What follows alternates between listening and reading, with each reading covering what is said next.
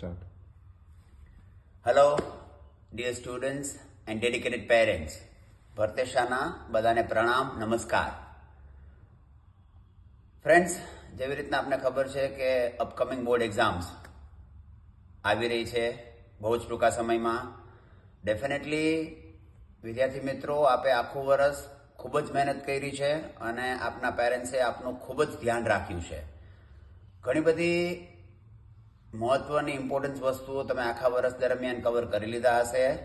હું આજે આપની સાથે 7 સ્મોલ વન્ડરફુલ થિંગ્સ શેર કરવા આવ્યો છું. આઈ રિપીટ, ક્યારેક ક્યારેક શું હોય કે small things in a life give big results. એ સાથે જ આપની સાથે નાનકડી 7 બાબતો જે કદાચ જો આપણે ધ્યાન રાખીએ તો મને એવું લાગે છે કે અપકમિંગ આપની બોર્ડ એક્ઝામમાં કદાચ સોનામાં સુગંધ ભળી શકશે અને આપની એક્ઝામ છે એ ખૂબ જ સારી જશે. આ નાનકડી 7 વન્ડર્સ બાબતો શું છે એની આપણે વાતો કરીએ. યસ ડિયર સ્ટુડન્ટ્સ, મારી પહેલી વાત એ છે કે જ્યારે આપ એક્ઝામિનેશન હોલમાં જાઓ ત્યારે આપની સાથે એક વોટર બોટલ સાથે લઈ જાઓ. મિત્રો, એક વખત આખું પેપર વાંચી લીધા પછી આઈ સજેસ્ટ કે આપ એકવાર પાણી પી લેશો. તેવી જ રીતના પોણી કલાક અથવા તો 1 કલાકના અંતરે થોડી વાળી પાણી પીવાથી એવું થાય છે કે આપને ઇન્ટરનલી એનર્જી મળશે, જેથી કરીને આપના એનર્જી ઉપર અથવા તો આપની લખવાની સ્પીડ ઉપર અથવા તો માની લે કે ભાઈ આપના ઓલ ઓવર પેપર ઉપર એની ખૂબ જ એક પોઝિટિવ અસર આવશે એવું મારું માનવું છે. સેકન્ડ વસ્તુની વાત કરું છું.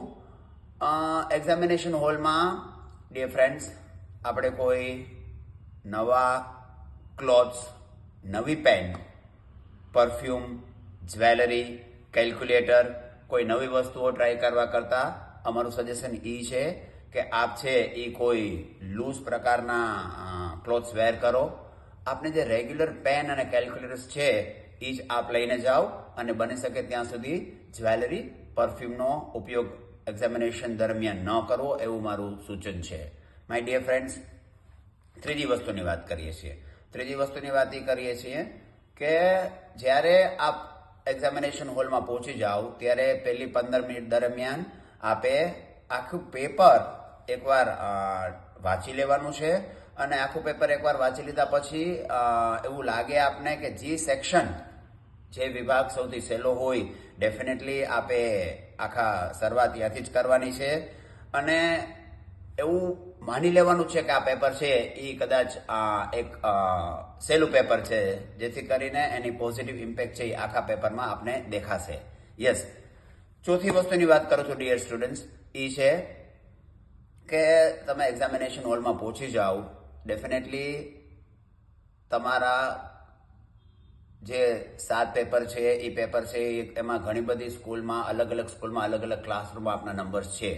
તો આઈ સજેસ્ટ સ્ટ્રોંગલી કે જ્યારે આપ એક્ઝામિનેશન હોલમાં પહોંચો ત્યારે આપની જે બેન્ચ છે એ બેન્ચ જરા ચેક કરી લેજો. ક્યારેક એવું થતું હોય છે કે બેન્ચ છે ને એ થોડીક ઇનબેલેન્સ હોય, એ છે ને થોડી ઘણી ઇનબેલેન્સ હોય તો આખા પેપરમાં 3 કલાકમાં આપણે ડિસ્ટર્બન્સ કરીએ. જો બેન્ચમાં આવું ઇનબેલેન્સ હોય તો આઈ સ્ટ્રોંગલી સજેસ્ટ કે આપના સુપરવાઇઝરને એક્ઝામ સ્ટાર્ટ થઈને પહેલાં જાણ કરવાની, જેથી કરીને એની યોગ્ય વ્યવસ્થા થઈ શકે.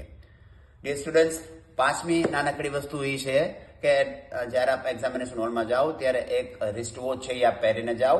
આઈ રિપીટ, આપણે કોઈ સ્માર્ટ વોચ નથી લઈ જવાની, રિસ્ટ વોચ પહેરીને જાઓ અને એ રિસ્ટ વોચનો ટાઈમનો છે એ તમે ભરપૂર આખા પેપર દરમિયાન છે એ ટાઈમ મેનેજમેન્ટ ઉપર આપ ઘણું બધું ધ્યાન રાખી શકશો.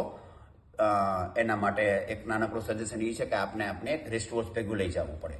યસ ડિયર સ્ટુડન્ટ્સ, એક નાનકડી વાત એ બી છે, ઘણા બધા પેપર્સમાં આપ લોકો ઘણું બધું લખવાના છો તો આપને સપ્લિમેન્ટરીની જરૂર પડશે. તો ઘણા બધા સમયે અમે આવું માર્ક કર્યું છે કે જ્યારે આપનું લાસ્ટ પેજ ઉપર લાસ્ટ લાઈન પૂરું થાય પછી આપ સપ્લી માટે સુપરવાઇઝરને બોલાવો છો. તો મારું અહીંયા સજેશન એ છે કે જ્યારે આપ લાસ્ટ પેજ ઉપર પહોંચી જાઓ અથવા તો સેકન્ડ લાસ્ટ પેજ ઉપર પહોંચી જાઓ તો you can ask for the supplementary. તો મીનવાઇલ સુપરવાઇઝર આવીને આપને સપ્લિમેન્ટરી આપે તો એમાં બી આપની કદાચ 1-1.5 મિનિટ છે શક્ય હોય ત્યાં સુધી બચી શકશે. અને last 7th wonderful small thing મારા તરફથી એ છે ડિયર સ્ટુડન્ટ્સ કે before you start your paper, kindly pre two God આપના બે હાથ જોડી અને ભગવાનને એક નાનકડી પ્રાર્થના કરજો. આપ સૌ માટે હું બી એક નાનકડી પ્રાર્થના કરું છું કે ભાઈ આપનું પેપર છે એ ખૂબ જ સારું જાય, આપના એક્ઝામિનેશન છે એ ખૂબ જ સારા જાય, આપણે ધાર્યું પરિણામ પ્રાપ્ત થાય એવી ભગવાનને પ્રાર્થના કરું છું. All the best.